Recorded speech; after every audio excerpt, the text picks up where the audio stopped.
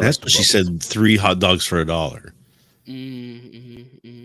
But what's going on? Oh, did you hit live?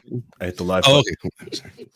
So nobody heard the start of that joke. Okay, that's fine. It's fine. It's a Reinhold joke. Anyways, hello everybody, and welcome to a new episode of Low Key on the Wheel of Change Network. My name is Harry, aka the Moving Target, and yes, we took off last Monday. It's a holiday, and I take holidays off. And none of those we expect to be to work that day. Come on. I talked about this isn't work. This is fun. Yeah, last Monday was Jonathan Major's day, you know.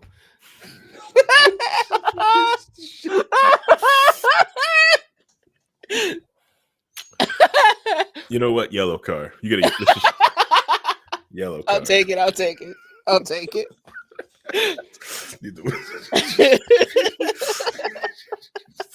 Yellow card. And yes, and the person who just got the yellow card, that laugh, the famous laugh of it, because every time I talk about the podcast, I meet people, I meet you guys in person, you guys come up and say hi to me, everyone goes like, is that Vincent's real laugh? And I just go, yes, that's his real life. Yes, go ahead, say hi, Vincent. Hello everyone, I'm here enjoying if we do next Monday, then that would be the end of my vacation, but this is day like 4 of vacation or something like that. So I should have made you do like a longer stream. I mean, I could have, but made you work for that. I should have just cutting into his Palword time. I stopped that about a couple hours ago. I'm watching anime right now. No, he's not. He's still playing. I have 3 episodes. You can't multitask. Black you can watch Recoil still. I have 3 episodes, so once this is done, I can finish that series up. Yeah, the other voice you're hearing is Reinhold. Reinhold, go and say hi. His beard's looking really good this winter. Yeah. So thanks for bumping me down to the 3rd on the list. That's good. I appreciate it. Sorry, I couldn't. Vincent asked for a 25% raise, and I said, "How about I bump you up in front of Reinhold?" That'll do it. He took that, and I got to pocket him a couple of times. He gets one. Anyways, he's got a little coupon thing. But anyways, go ahead, Reinhold. Oh no, I'm just glad to be here. I just been having fun with computers this weekend, playing with my new network attached storage that now Harry's telling me doesn't work the way I want it to. Sorry, bro.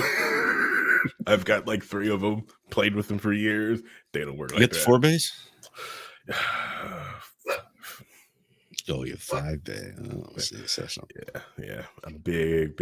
I got the dual. It's got like 3 different USB ports on it. So the 2 in the rear to connect to daisy change them together, and then the front one's got the clone button, so you can put a USB stick or something up to it and hit the clone button and instantly clone. So you can daisy change. Yeah, I love playing this. So like the QNAP NAS that you have, right? You can they also work as USB anywheres too. So the USB ports, you can actually connect to the NAS and use the little USB punches on the back anywhere in the network. It's pretty neat. Yeah, like I said, I've been playing with them for a bit. I enjoy them. We're not streaming on Facebook tonight because dear leader forgot to reconnect his Facebook connection, so we are not on there. And I'm not letting you Yahoo stream on my profile getting banned. We'd already been banned with that one joke. I know, right? Canceled. Boo, tomato. But no, this is I could do a whole, we should, the topics that we had, screw that. Let's just talk about network attached storage and backup policy. How does that sound? All right. Cool. I'm gonna go ahead and pull up this. I've got snapshotting turned on. Automatic snapshotting. And then I'll be present while watching this anime. That's what you said. And you make sure there's snapshots, not screenshots, right? To make sure. Yes. Okay. All right. I've got like 4 terabytes saved aside just for snapshots. Nice. Do you have the SSD caching on your QNAP setup too? I have it available. I have not done it though.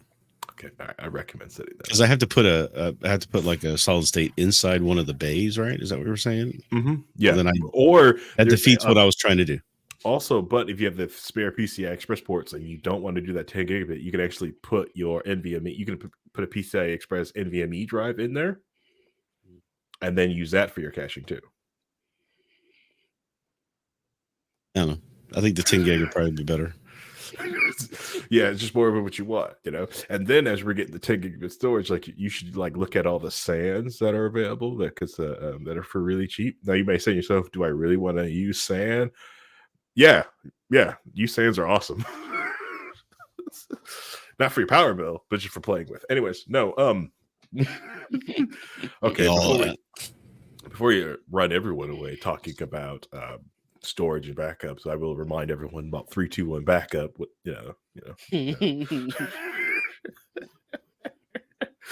Yeah, 3 different locations. What is it? 3 different mediums, 2 different locations, one of them offsite. So if it's not doing that, it's not backed up. And no, saving to the cloud is not backup. And yes, you have to worry about data corruption in Google Drive, in OneDrive, S3 buckets. All those things still have data corruption issues. If you don't think they don't, oh man, you ain't paying attention. Go ahead, do a quick just search on the net for G Drive lost my file.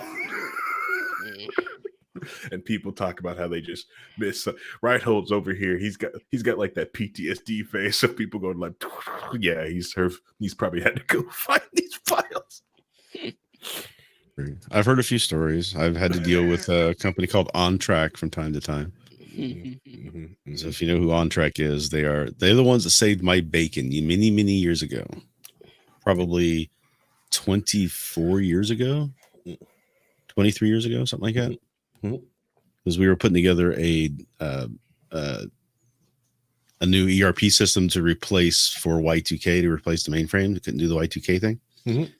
And we had developed all this big database, and they were developing on it, and we were backing it up, but it wasn't quiesced properly, so we didn't have it all done right. But it was all not production. It was all just development, right? So nobody cared much until the RAID 5 took a dump on 2 of the drives at the same time. At which case we were out of luck because we didn't have good backup. Yep. So not testing your backups, playing with fire. Veeam. My dog's excited. You're fine. Veeam software is also good too. I recommend getting some Veeam. Veeam's amazing. Play with it. It's awesome. But anyways, that's not what we came here to talk about. Before we lose everybody that turned into this show, like, what are these losers talking about? That is not the topic at hand that we want to talk about. One of the subject is we're going to talk about is one thing that Vincent wanted to bring up last week, but I said holiday, we ain't working today. That's and fair. The other thing just kind of like spawned up because like one got into me and the other one was like, ha, this company who was an a-hole for years continues to be a-hole. And before I bury late too much, so the topic last week that Vincent was very passionate about was the Capcom DRM mod issue. So we're going to jump into that. Okay. And then this little known indie game that hardly anyone is playing now, we got to put a spotlight on. It's called Palword. I don't know if anyone's heard of this. No, there's no streamers at all playing this right now. None. Yeah, it's not like it's almost rivaling Just Chatting on Twitch, which not many games could like say they could do that in their first week. It's in early access, right? Early access with the new rules for Just Chatting. Yeah, and not backed by a huge studio that is paying streamers to play this game. They're legitimately playing it, and Ubisoft being a terrible game. Like I started going through my wish list and started just taking Ubisoft games off my wish list. But we'll get to that. So as we get to the topics and get to the things, I will say like it's pretty neat. Like because Facebook did give me a couple of like Facebook memory stuff, especially when we did like the first few episodes of this podcast. And I remembered that this podcast only existed because of the fact that I needed something to do when the big show was down. And it was weird. Like I went down. You've done this one so much. I needed to take a break. Which Big Show comes back February 3rd. The fun show with Reinhold and I and Dear Leader. That one's we were tentative date doing February the 3rd. The other Chris Bangle boringness that those episodes continue to coming up. But if you want that fun stuff with Reinhold and I, it'll be February the 3rd. So look out for that. But anyways.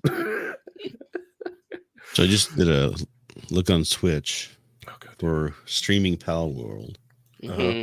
And I'm still scrolling down the list of all the different channels that are streaming Palworld. It's a fun game. We'll get into that. I'm talking like 200 so far. And it's still going. Small indie game. Yeah. Yeah. There's a lot of titles in Japanese and Korean. And we're still going. There's 48 viewers, 42 viewers, 41. It's like I know. Yeah, now we're at 300 streams. I know. I should probably stop this show and just start streaming Palworld. Why? You would just get sucked up into the whole mess. Who's going to find you in this? I'm sure someone will. Yeah. I'm at 400 already. It's fine. Yeah. I can turn It finally stopped. Almost 400. Yeah, I can turn to my female V2 model. We'll be good to go. And the lowest, here's the thing that I'm surprised about.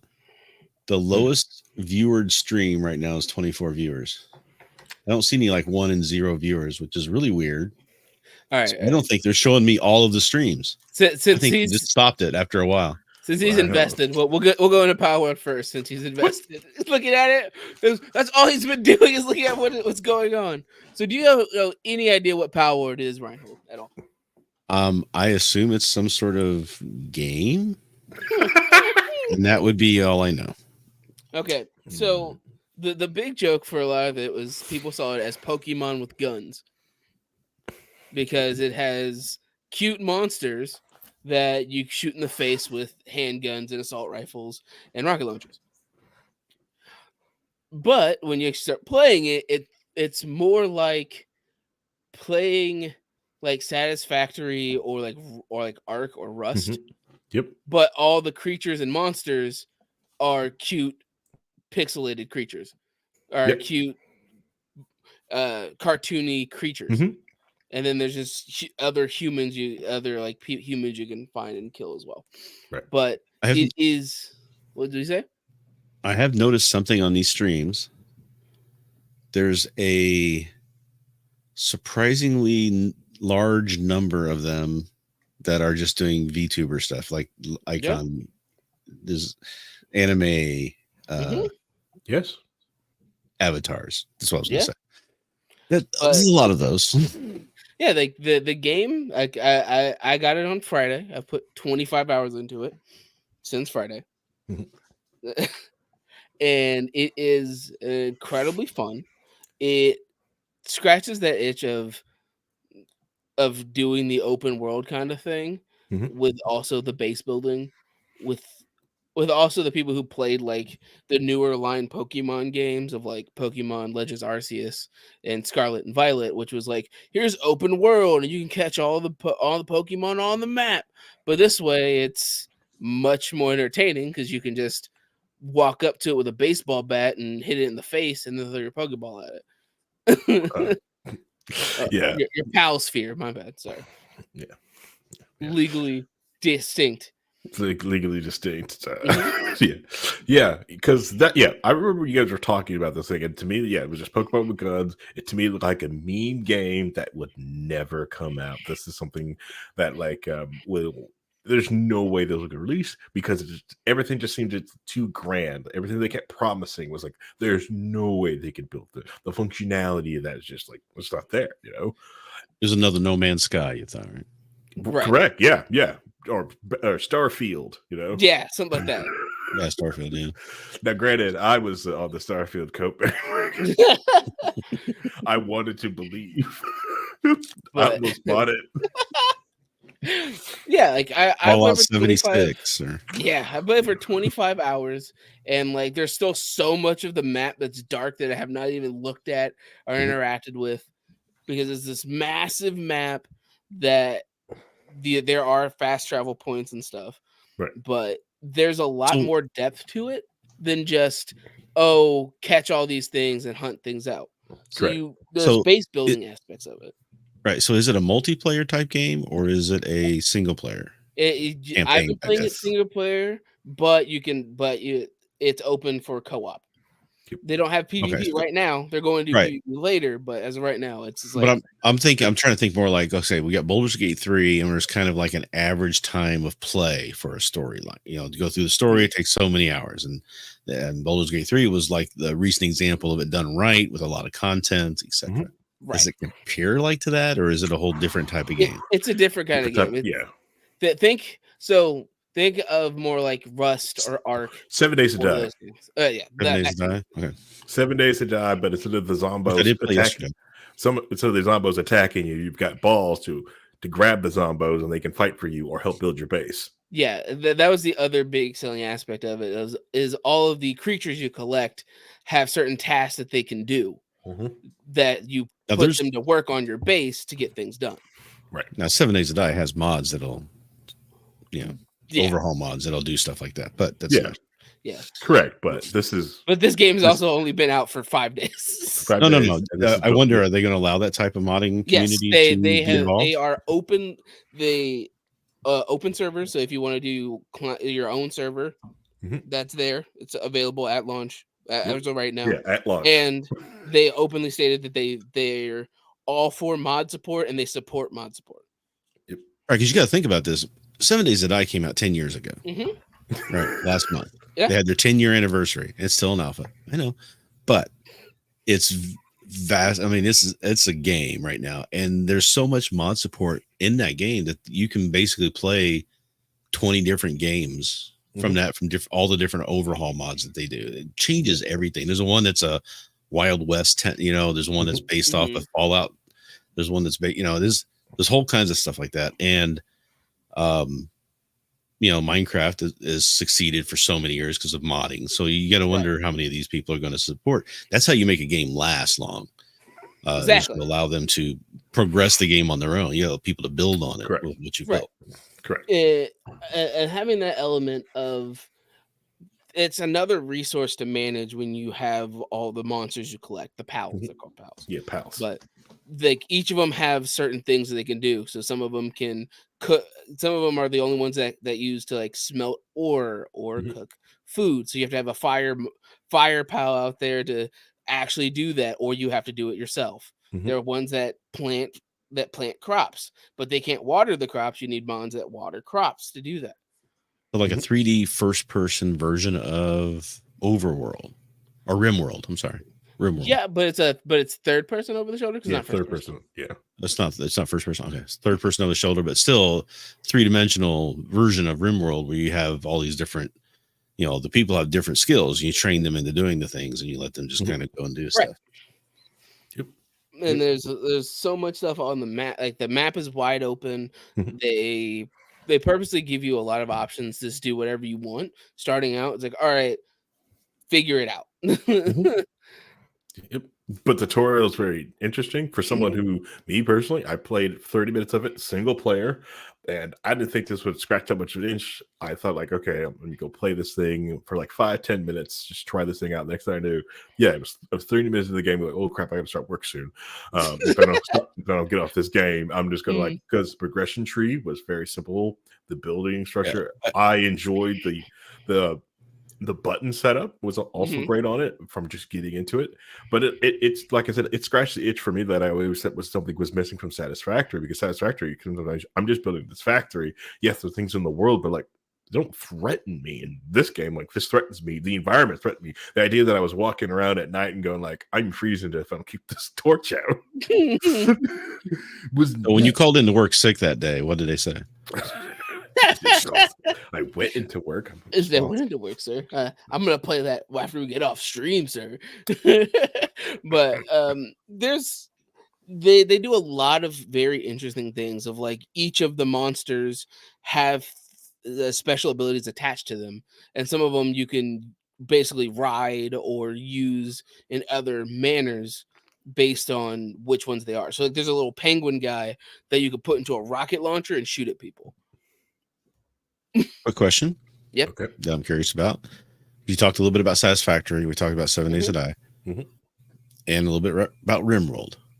2 of those games does something that the third doesn't, which irritates me. Okay. Is the map static in Palworld? Oh, if the maps The- are same in everyone's game. The overworld is static, but the world is so massive that it really doesn't matter, and the starting points are all spread across the map. I literally started Right. in the bottom corner, and I've nowhere near any of the other spawn points on the map. Right, but I'm saying at some point you're going to know that map by the back of your hand. And do you want, like, 7 Days to Die has their default map called Navis Game, where people know where everything is. They know which POI has this, which POI is there, and everything else. But then you can have them generate new maps, and it'll on the fly do that. The same with RimWorld. You generate new maps every time, so you have a different experience every single time you decide to play a game. I didn't know if it's something they're planning on doing, because Satisfactory said they're not planning on doing it, which is like, Right. Sorry, that really irritates me, because I don't want to just go in and know where to set up the greatest spot ever, because it's the same map all the time and I know right where to do it. It gets kind of boring. I want to try and figure it out. I want to try this place and go, oh no, I found this other great place that we hadn't seen before. Let's go build there and get all these resources that weren't, Which is you completely don't. understandable, but definitely you can tell that this is. I'm surprised it even came out at all. And with the size of the map, like even though it is a static map at this point, there's so much of this map I have no idea what it looks like, because all the starting points have massive voids of black around it. There's some starting points you can start at that I've such a wide range of blackness that I don't even know it's there. Yeah, and eventually it's And difficult. yeah, terrain, like exploring, is difficult, And but also when you build a base, there are points where you get raided, so things will just show up and you have to fight them off like you would anything else. Yeah, I think it's good that they have a large map. That way they can take the time to kind of put something together to handle this situation when people start knowing it. If that's part of their roadmap, I just didn't know if we knew that was part of their roadmap or not to do. No, we don't. Really Yeah. do that. We don't know that yet. They do have. There are the other interesting thing that makes it more complicated is that there are basically areas where monsters can spawn, but they don't always spawn there. So there's been a points where I've been to an area where I saw a pal there once, but I haven't seen it again in that area at all. So there's enough of that random chance of finding the things you need or that you want that also plays a massive factor into it. But I can definitely see it being a game that it had, as of right now, it has legs. It's not a solved game. There's no set path to do anything. And because of where things are in the game, it is very difficult to just go, cool, I'm just going to grab this guy and this guy and this guy, and that's all that matters. Because you also have to manage their sanity, because if they're working too hard, then they will stop working at all, or they'll just die. And you have to put them in the box to let them recharge, or they can die of hunger because you haven't fed them. So you have to be on top of, okay, well, I need to make food and do this and do this. And where I am right now, I got to the assembly line where you can make your your pals make stuff on the assembly line. Where you need electricity for, so you need electric pals to power your generators, and then you need ones that have hands to make the things on the line.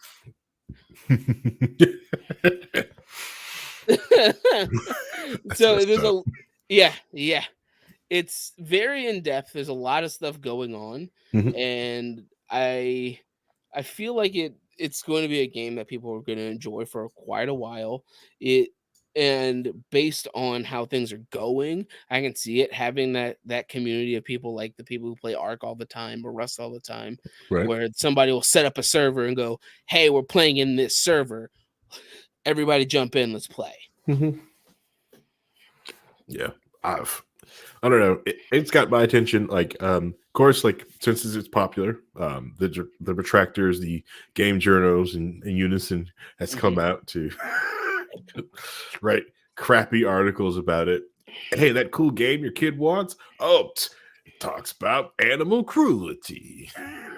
Look at this awful game. And I'm just like, oh my God. What did Screen Rant say about it? Well, an anti-Screen Rant kick lately. So Who knows? We definitely saw. There's definitely an article. The headline was like, this game would be cool if it wasn't for the animal cruelty, but it's monsters you have to lower their health for to catch. So the only difference from this and Pokemon is that you're doing it yourself with your gun or your bow or whatever. Right, but like if that's the same thing, there's tons of other MMOs that if you're the animal handler. Yeah. You know, was it World? I'm trying to think. There's a game I remember playing where you had to knock the animals down to like certain without killing them. You had to do it without killing them. Yeah. In order to capture them. And I was trying to remember what game that was. I think World of Warcraft if you're a ranger, but I never really played ranger much. So yeah, I'm trying to think of what game that was. It's just escaped me at this point. I don't know what's worse, taking disc, unlocking monsters out of this disc because they were enslaved in this disc. Now I get them out of the disc. Now I enslaved them for me. So I've taken them from one crappy holding cell to the crappy holding cell of me controlling them for the rest of their life. That's Monster Rancher. Monster Rancher. That was such a ridiculous concept where you got different monsters based on which CD you put in. Which was so cool. Fun. The check sub. Cool. Yeah, it was a lot of fun. Because just putting in CDs to figure out what does what, you know. I think my Korn Issues album gave me like this awesome monolith monster which just crushed things and Well, I'll put it this way, Reinhold. There's a lot of elements to it of a perfect example. I'm at a level where I can make a second base. So I spent like an hour preparing the second base. I built the foundation, built these walls, and then this Firebird shows up, shoots one fireball at it, and next thing I know, the entire thing is burning down to the ground. And I didn't have enough water monsters to put all the fire out. So I just lost I literally lost an entire hour to 2 hours of work because it just caught fire, gone. It's like, cool, I'm not using that base ever again. Yeah, at least your pals don't die, right? Right. They can become incapacitated. You just gotta put them in the box. Yeah. But there's probably someone out there working on a hardcore mod. Oh, absolutely. You know they are. But I mean, there's a lot. They do a lot of stuff. Like one of the things that you can do is you can make a butcher's knife, and you can, if you catch a bunch of excess ones, you can carve them up and use them for their parts. Get balance the balance. Yeah. Can you splice and dice DNA and there is a breeding. There is a breeding thing where you can breed base different ones to make more powerful things. And also there is an area where you can put ones that you don't want and condense them down to power up one even stronger. So that boss you cut, it kind of reminds you your boss, that boss that you cut. I found more around that.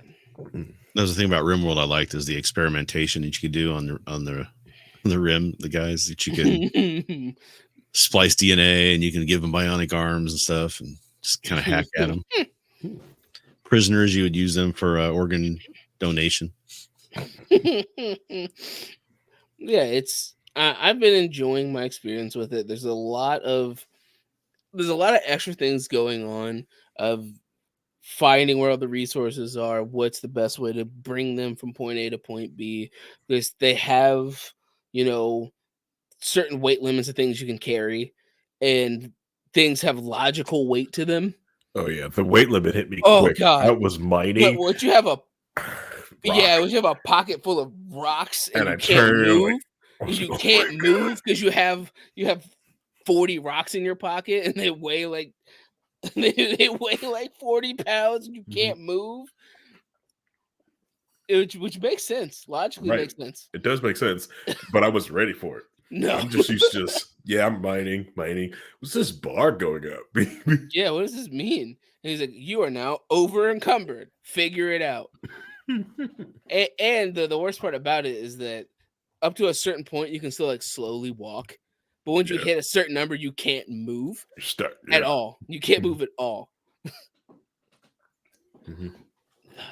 That led to a couple of chain deaths where I had something in my pocket I couldn't get out fast enough, and then I died and went to go pick it up. Those people were still there. So I had to like hurry up and get it again and try to drop the things I need to drop. Try to get out fast. That's neat. Yeah. But all in all, it's a fun game. Check it out. Yeah. Watch some streams of it. Yeah, it's $30. I've spent 25 hours for $30 already. So that's how that for me makes a perfect investment sense. Is it on the Humble Bundle? I don't know. If What's the thing everybody was complaining about 7 Days to Die? It's just like, it's been out 10 years. I've got thousands of hours in it. I spent like $25 on the game. Shut up. Hey, at least they admit that it's still an alpha, like unlike Paladins. Yeah, they're promising release soon, and they're going to release it on the console again because they had a release version on the console, but they hadn't been updated. I guess they're updating it now because they're getting close to going gold. But they keep thinking of new things to add, so they're like, and then so now we got to. It was supposed to be Alpha 20 was supposed to be the last one, then 21 came out. And now they're talking about Alpha 22. It's like, I thought we were going gold in 20, man. What the heck? But that sounds like a writer. What I find thing is that we have so many quality of life add-ons that people have made that really should be in the game. And I'm just you start to see them putting some of the stuff in the game that was somebody's modded for before. So we'll see how that goes. But that's the good thing about having a game that's constantly being, because I don't know, 7 Days to Die is not just one type of game. It's like trying to be every type of game, which most games can't pull off, but somehow they do. So very impressive in my opinion. Yeah, Tower is fun. I stopped playing 7 Days to Die because I played this one time with Reinhold. It was like the worst experience in 7 Days to Die of my life. We got hit by every natural disaster. So the game's not like that anymore. It's not that extreme. It actually has a ramp up for you, so you can be in the certain biomes and you can ramp up to the harder biomes. You don't have to just start in the winter biome when you're just starting out, that sort of thing. Yeah, you got nothing. Here you go. And here's a bunch of hordes. They horde. Yeah, they ramp up the encounters better so that you don't get just destroyed day one with I think they've really nailed it down on that one a lot. It's good, since that experience. But no, Palword gets the low key. What is that? We don't really have a seal approval. Do we have a seal? Do we have a scoring system? Go play that game, please. Yeah, it's a nice game. Help out the small indie devs. They'll need money in their coffers once Nintendo finally finds something to sue them on. When Nintendo is it an indie game? Yeah, I guess I didn't ask that question. It's not a big game. It is an indie game. It's a small company that's made a couple games before, but as of right now, this is their one big game that they're releasing, and that is taken off because there's a bunch of the fact that it started off as such a ridiculous joke of Pokemon but with guns, and now people are actually playing it and realizing, oh, this actually has a lot of depth and Imagine being the person at the company that suggested this game. Right. Imagine being the person at the company that goes, hey, you know that Pokemon game, Pokemon Legends Arceus, where they did this thing but worse? Let's do that but better. That's not gonna make anybody trust me, man. Trust me, everybody's gonna buy this game and they're gonna love it. And we let them host their own servers and support mods. People are gonna love it.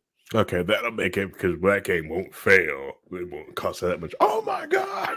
See, I'm just waiting for about 6 months from now when they modded in every single Pokemon into the game, and it's not even gonna matter anymore. I know. I think what you really find, and this is what I've kind of discovered over the years, is that when you have a large game studio, sometimes the developers don't get to make choices as much as they need to. Yep. And when you get a game like this game or 7 Days to Die, where it's just a couple guys who are doing what they want, they're making the game they want to play. Right. And that makes a big difference because Correct. the people who are making the games are making the game they want to play. Other people are probably going to want to play it too. You get the suits in there. How are we going to make money? Where's the microtransactions? Where's the profit going to come from? That changes how the game is made, and it becomes less about making a game to play as opposed to how are we going to make money. Correct. Yeah. The game can make money. The game make great profit, but the exorbitant profit comes from microtransactions. But anyways, I love playing games that allows people to mod things. Modding is awesome, and I don't understand any two that wants to block, modding. Right, Vincent? Well, there is one. Your name is Capcom. Oh no. So it's called a segue. Yeah. So last week we were going to talk about this, but there's a lot of things going on about Capcom in this DRM situation, because Capcom has basically gotten to this whole thing where they said that modding is cheating, even if it's a single player game, in their opinion. If you mod anything, they consider it cheating, mostly because there's a scandal in which there was a Street Fighter 6 tournament where somebody left on a nude mod for Chun-Li, and it showed up on stream. Oopsie. On Twitch. So that's just cheating. It's just but yes, we know that was bad, but it allowed them to segue to their own argument of modding is cheating. Yeah. So they wanted to block all mods from most of their games entirely. And that happened to come hand in hand with an issue with DRM that they were including, because the Resident Evil Revelations 2 came out, and they did a patch that broke the game. And in that patch, they added Enigma DRM. Yep. And because the game broke, they blamed the patch and said that the patch is actually malware. That's why it broke the game. It's an issue, blah, blah, blah. And everybody was super all in on the fact that it was this malware and etc. When it turns out this DRM thing was just something that Capcom has been doing for years. But nobody's been paying attention to it because there's a lot of old games that nobody pays attention to. What happens is that it comes out with their games come out with your favorite DRM, Harry, De Nouveau. They come out immediately with De Nouveau, and because they believe it prevents people from pirating their games, and it also helps them prevent people from modding games because you have to be a part of the DRM for things to work. And then after the De Nouveau falls off, they add in Enigma to keep the DRM going. And they did it for several games. Like RE5 has it for PC, and a bunch of other games have that Enigma DRM. But it just so happens that one particular game broke the game, thus raising the red flag for everybody to go, what is Capcom doing?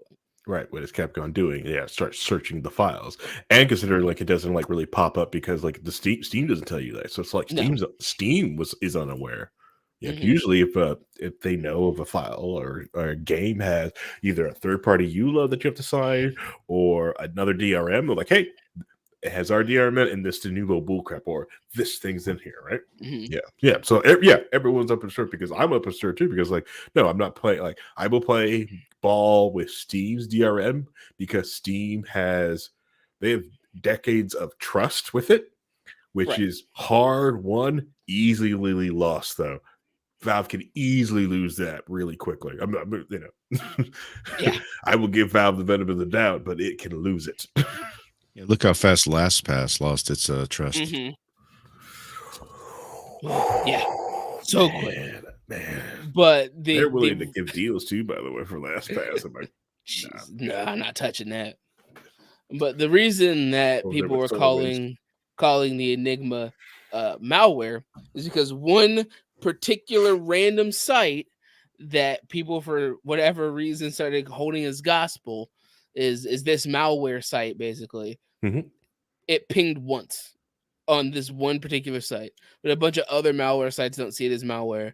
It just sees that the Enigma DRM, it considers it malware. So they weren't actually putting in malware; they were putting in DRM, which it's kind of malware. the same thing. Kind of the same thing. It's malware. But it's kind of the same thing. It's but malware. It's the difference between pirate and privateer.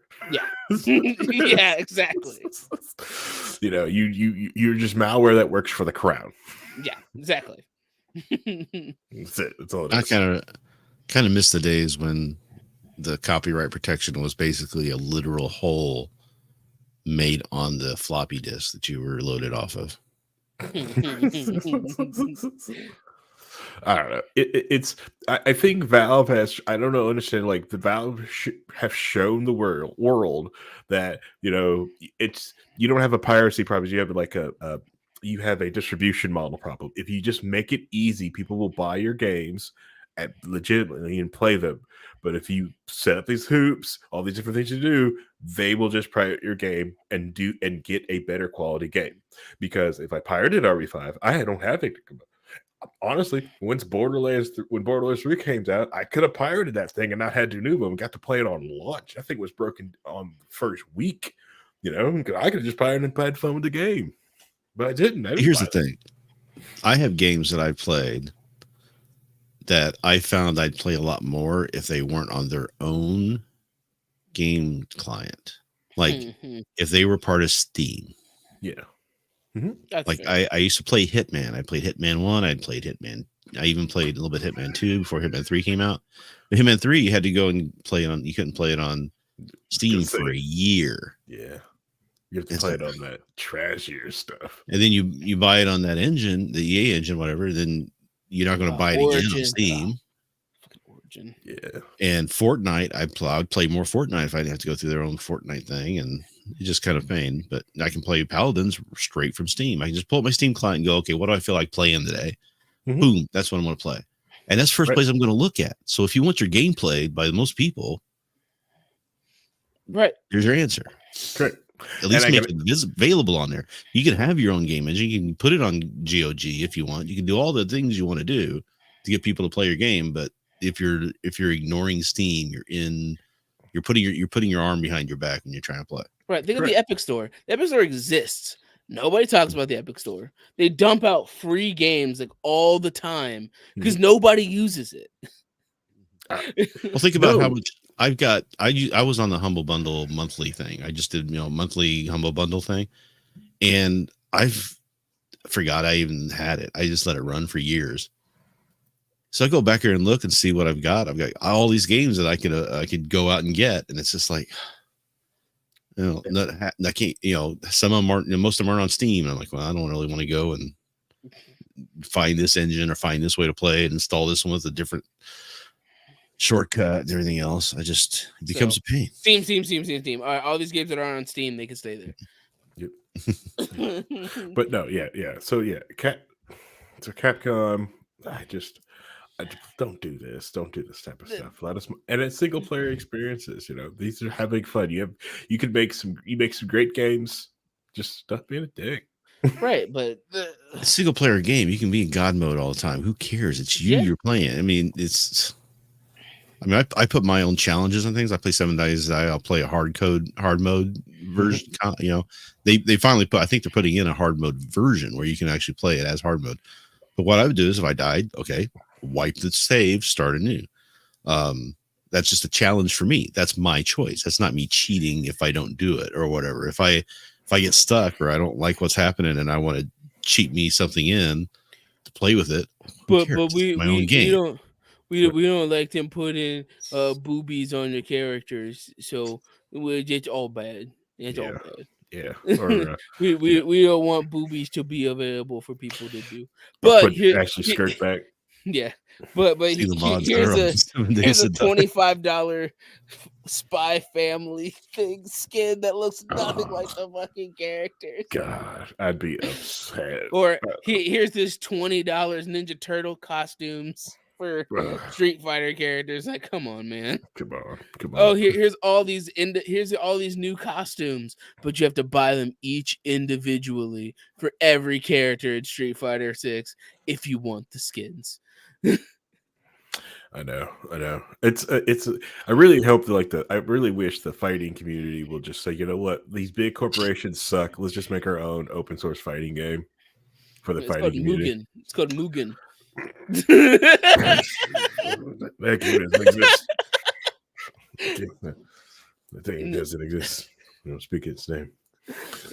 I mean, the closest thing you get is like the Arc System Works stuff, is because they usually don't gouge a lot of things, and they do a lot of good work on the technical side of things for Arc System Works in the fighting game community. But that's neither here nor there. Get a fighting community, so much better than the other sport community. You know who you are. Also, the weirdest thing that comes out of all the fighting game crossover things is because in one of the Arc System Works games, 2B is in it. They added 2B into one of the games, Nice. And the creator of Nier Automata came out and said all of 2B's appearances in any other crossover thing is canon for Nier Automata. Does it work? Because he says it's all canon. If 2B's in it, it's canon. All right, that's fine. He's the original creator. He has control of what canon is, Harry. You know this. Yeah, he can do what he wants. Do what he wants. That's fine. That's fine. 2B and Soul Calibur is canon. Yeah, well, I'm glad I didn't play that game. I have to wrap that around my head. Man. Anyways. Yeah. But at least, you know, a lot of these times if you buy the games, you own them. Unlike what Ubisoft wants, Harry. I'm just saying that you just got to be comfortable with owning your pals and be okay with not owning your game. Or the description of the thing was the idea of like be happy with your experience, owning the experience of playing the game. What's that old saying? If you can't buy it, you can't pirate it. Yeah. If you can't buy it, this whole thing of like if you're not really purchase it, it's like I might as well just pirate the thing. Yeah. If I can't purchase it, then I can't pirate it. I have more. I can show you how something actually left me, went to you, right, for me to own something versus me pirating, because you still have it. You still got everything. I also have it. I have a copy of that now. But you want to say what Ubisoft said, Harry? Yeah. You want to? You got the full quote? I don't have it, but I thought you had it. Oh, I can pull it up. Give me a sec. Yeah. They're super. Ubisoft is super comfortable with you going, well, you don't actually own that. You should be okay not owning your games. That's the same thing I have with Microsoft. Microsoft basically said the same thing. Well, Microsoft's trying to do the rental, the software as a rental type thing, and it works for some things, but it does not work for people. Aren't going to rent their OSs unless they're doing it under the guise of getting a license for it as you're renting time on a Azure system or something like that, right? It sounds like an AOL card again. But when you're buying servers, you want to buy the OS that's on it too. You don't want to rent it. Correct. Yeah, I think the idea, like this whole rental model, is from it's a lot of these corporations just like wanting this extra money because yes, subscription models you do end up paying more. You pay less up front and you pay more over time. It's the same thing that AWS and a lot of the cloud services run off of. Right. That's it's not just that though. It's not just that you can get more out of the person for doing it that way. It's that the software producers now have a steady income. Right. A predictable income, as opposed to you put out a release, it gets a lot of sales and then it drops off, and now you're trying to scramble to get money for the next release and stuff like that.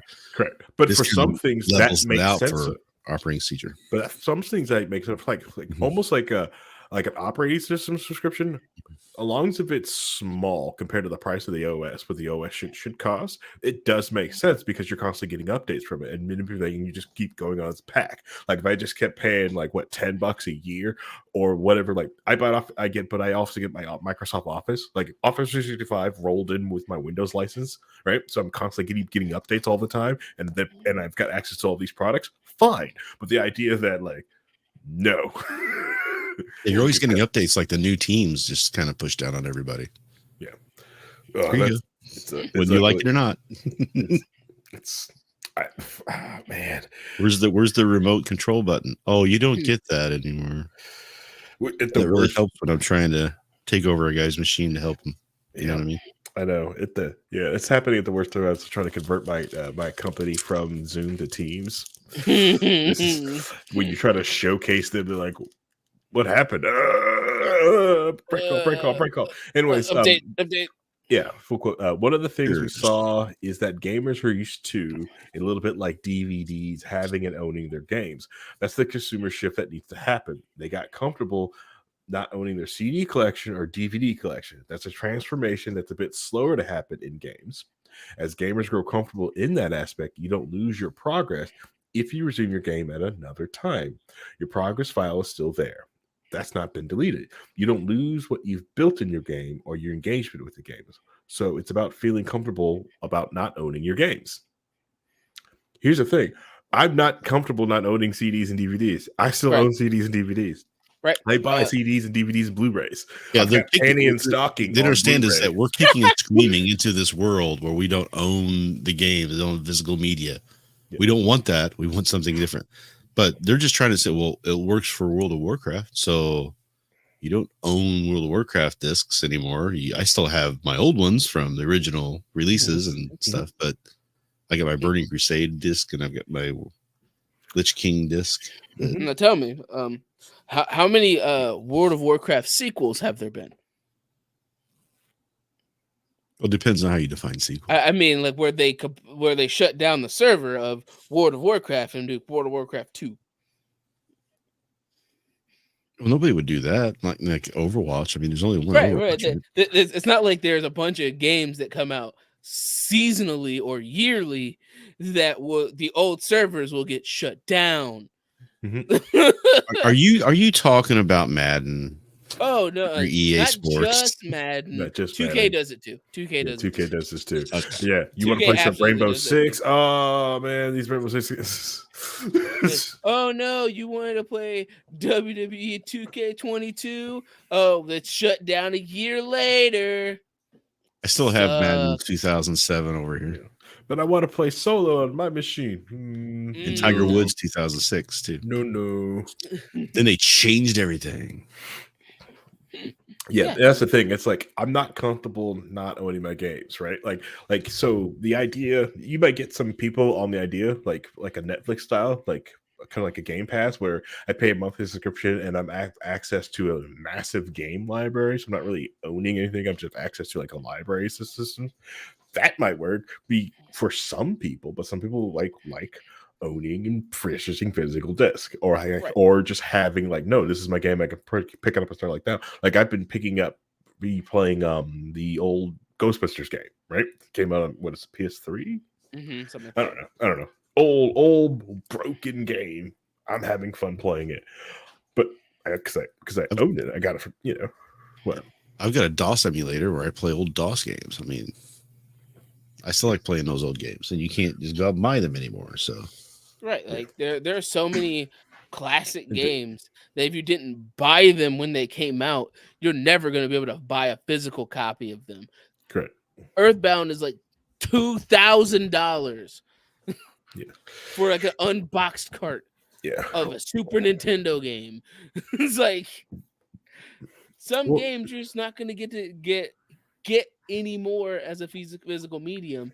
So you should just hold on to it as a physical medium when you have it. And I'm also not necessarily against not getting a physical disc as long as I can always go and download a copy. Correct. From them. Like they're not going to go, okay, it's been 10 years. We're not letting you download that copy anymore.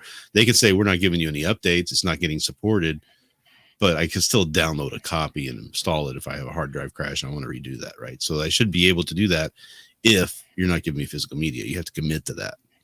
Correct. Yeah. Like even Adobe went well beyond with CS2. There are things like allowing people to re-download Adobe products for like a decade on before they finally cut it off. It's fucking Adobe. The other thing with it, it's you're right, because even when games get pulled off of the Steam store, you can still download them. You completely and that's like I said, that's the goodwill from Steam, because I know like the moment that happens, like we pull our stuff from it. It's like, I bought this thing. If I can't get it, like or I don't get money, or I don't get something for it, or like like I don't know, I'm gonna trust this service ever again. I'm gonna go straight GOG and go buzz off, Except for what H1Z1 did. Yeah. Did you hear about? You know about that? So H1Z1 had a game. It was it's kind of like a 7 Days to Die type of game, right?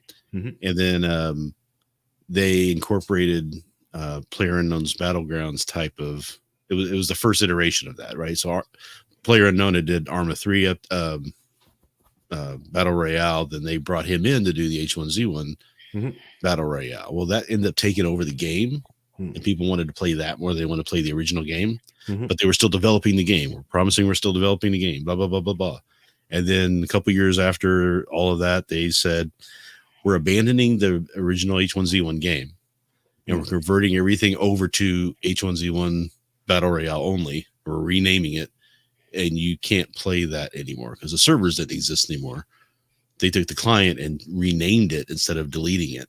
So it's still the game you bought, but it's not the game you bought. You know what I mean? Yeah, just like Skullgirls right now. Like I really wish, Jesus, yeah. I really wish like Steam eventually nix a feature so I can like nix updates. Like no, I don't want that update. I want this version of the game. Comes with bugs, don't care. I want this version. That whole Skullgirls thing is ridiculous. Or of course, The Day Before, which is a game that came out last year that was on sale for like a day, and then the developer pulled it and ended their servers because everybody said the game was a scam, because it was. and it came out like the very end of last year, like in like December almost. And it was this whole massive thing of like, at one point it was the most wishlisted game on Steam. Everybody really wanted to play, but it turns out to be, it was like the game experience was completely different than what they advertised it to be, and the servers were terrible. And then the developer pulled the game and then pulled the servers. I think the game was pulled in 48 hours. I think the number was. The day before. Well, that's why I appreciate what Dirty Bomb did. Dirty Bomb was such a huge kind of disappointment because it had so much potential. It never got realized. There was a lot of mistakes that were made, but it was still a great game. And when they decided that they couldn't make it work, it wasn't going where they wanted it to, it wasn't getting the attention that they wanted, they decided they're going to end production of it. But when they did that, they ramped up and said, okay, we're going to let you have community servers that you can rent for a period of time, and then you can do them on your own after that. So people got a hold of these community server files, and you can still play those games. You can still log in. You can still see them on the list to play. So people have been playing it, and it's been shut down for 4 or 5 years now. People are still playing it. I saw there's in my friends list, there's like 5 guys that are playing it within the last 3 days. They released the day before, close the day after. Yeah, dude, it was a whole thing. There's been so many videos about it, but yeah, that was ridiculous. Yeah, but yeah, that's the other thing about having. That's the issue. A lot of the not owning your games thing at this point. Or these, like, a lot of things are server based. So once they shut the servers down, you can't play the game anymore. Yeah, the game's down. Yeah, the game's done. Yeah, that's why like especially the game we play a bunch of with Paladins, right? From High Res. It's like a lot of people's like requesting features, and the feature I always send them the request is like, I want to host my own game. But that's the feature I need you all to work on, because I want to host. I want to host. I want ability to host this without you guys. You want to do that because I don't know how much gas you have left in the tank, because Because if you let me know, like you got 5 years, cool, here's some money. But Mhm. I don't know. I don't know how long you've got. And I'd rather, or if you need a certain amount of money to develop that, I'll give you that because I just want to be able to play this game in the future. Right. I think this Yeah, that game was the sad part about WildStar for me, was that Mhm. I actually enjoyed the game because of the quirkiness and the fun that it provided. It wasn't necessarily the best MMO ever made or anything, but there were some elements to it that you can't get anywhere else. So it was fun to kind of log in every once in a while and just play that game. And now it just disappeared. All the data just went away. So all the stuff that I had and paid money for is all gone. But the great thing about that is there is a movement to get those files and put it back together. You can literally right now go to a server and play a sort of version of WildStar. A lot of stuff doesn't work yet. Some of the rating doesn't work. Some of the PvP doesn't work. But you can actually get in and play again. At least like the first zones and things like that. Mhm. And it's cool that happened, but you shouldn't have to have people doing Herculean efforts to Right, make that work. because you have to make the game exist again for you to even play it. Right. And the game developers need to realize it's okay to release the game out there and say, we're not supporting it. We're not updating it. We're not doing anything with it anymore. We're not touching it. But if you still want to play it, you can. Yeah, 100%. The like one of the cool MOBAs I used to play all the time was Demigod, because you could host your own servers. You could play, everyone can get on and host your own servers and have a lot of fun. Old 2011 game. It's got a limited number of roster, but like, no, if I, like you could go up and spin it, I could spin it up right now and allow people to play this dang game, yeah. But so many different things are becoming these live servers. Like things got to be online. The consoles are becoming that way, that they all have to be online. Windows is doing that way. Like Windows mostly have to be online most of the time. So like, hey, I used to be like, yeah, you probably have to have a separate machine that's running Windows just to play games, which now, thanks to also Valve, like I said, Valve and Steam, they got that goodwill with trying to push to get to a lot of more games to run on Linux. The Steam Deck has been great running the Proton like overlayers to allow these games to run on something other than Windows. And I think it's a future that people have to understand that you have to support and put money into, or not because maybe if you don't want to do that, but the simple fact that these corporations are greedy bastards. They don't care about you. The people who have fun playing games and making games aren't in control of the gaming space anymore. Right. They're not in control. It's people who probably don't play or don't touch these games and only see percentages on the screen. It's the same thing, like, or like because they want to go IPO. We want to go IPO and trade our stocks. We want to do all these things. So it's going to make all this extra money, but or they just want to be able to sell shares or do some buy options, and that's what they're focused on, not making the next game. Right, like even in the gaming space, the biggest, most blatant choice of that was with FaZe Clan, with them going public, and then their stock being less than a penny, and having to go private again because they decided that, because somebody behind the desk instead of going, these guys just play video games and make content and do that kind of stuff, we're gonna go public to make a bunch of money off of it, trying to get money from people who don't spend money. Esports fans don't spend money on anything. Yeah. Well, because everything's around them is either a scam. They're either scams or they don't last long. So why would I spend money on anything? Exactly. That's the Like problem. to gamble for skins. Like I like, if I was really into esports, the only esports I probably would get into is honestly like a Valve game like Counter-Strike, Dota. Yeah. They got staying power. Dota. I've written this up because it's amazing you brought up Dota. So they did this Christmas update. And during the Christmas update, they were going through and banning people who have like a bad like community score, right? And how they did it was that they were sending everybody gifts for Christmas. Yeah. So if you opened it, you would have coal that banned you. indefinitely. And you had to open the package. You had no choice. No. So if you were good, you actually got a cool skin. If you were bad, banned. Banned. Merry Christmas. That explains why Nice got on Paladins. Oh, sorry. That is the most top tier way of doing it, because this one like professional player got banned on stream. And he didn't realize that the year in it was like 3,000 and something. So he was basically permaban, and he didn't realize it until afterwards. But it is top tier petty from Valve. Oh, it's Oh, that's good.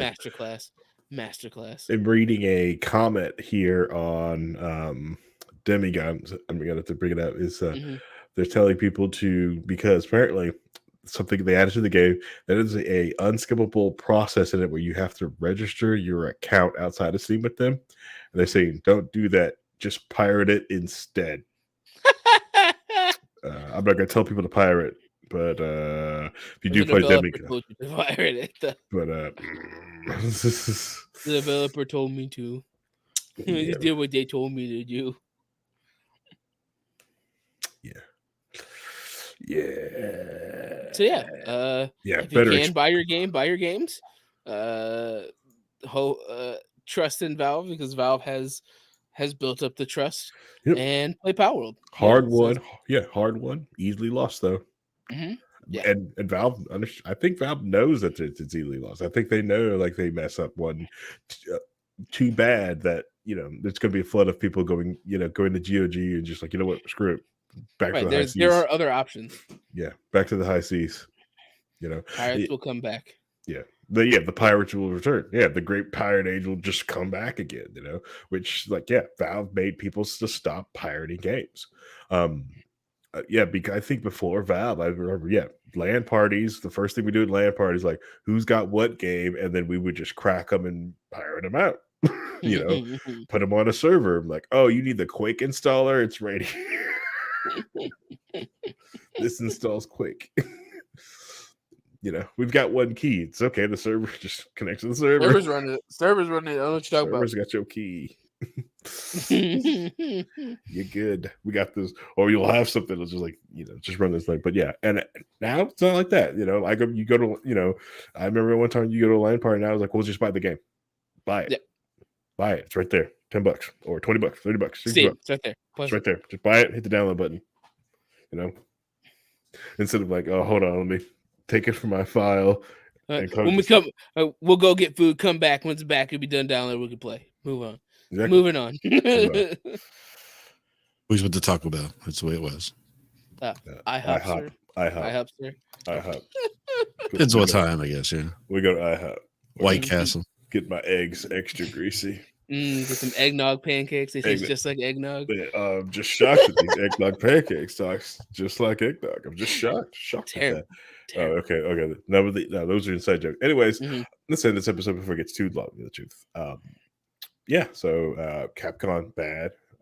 Palword great. Ubisoft also bad. Always been bad. Always bad. It's just been bad. If you play Origin, just bad. Anyways, thanks for tuning into the episode of Low Key on the Wheelchairs Network. You could have been listening to anything else in the world, but you decided to listen to this, and that I thank you to the 300 of you guys who download this podcast every week. That's amazing. I love every one of you. I wish you guys would come and hang out with us live, because this podcast is recorded live 9 p.m. Eastern time on Mondays. Please come hang out with us live. It's a lot of fun. We'll try to get Dear Leader to hook us back up so we can get back on streaming on Facebook. And yes, do the people stop messaging me? Yes, I will stream this on Rumble. I just haven't set it up yet. We will go to Rumble. I don't want to be on Rumble, but it'll shut you up, so I'll go to Rumble. But just put out there right now. You can find us on youtube.com/wearelibertarians and also on twitch.tv. We are, as with the letter R, libertarians. You can find us there still. And of course, you can also find us on the website, going to wearelibertarians.com, or just typing it on as Liberty. We'll come up to that way too. So, yeah. So, I guess say goodbye, everyone. Have fun, guys. Bye, everyone.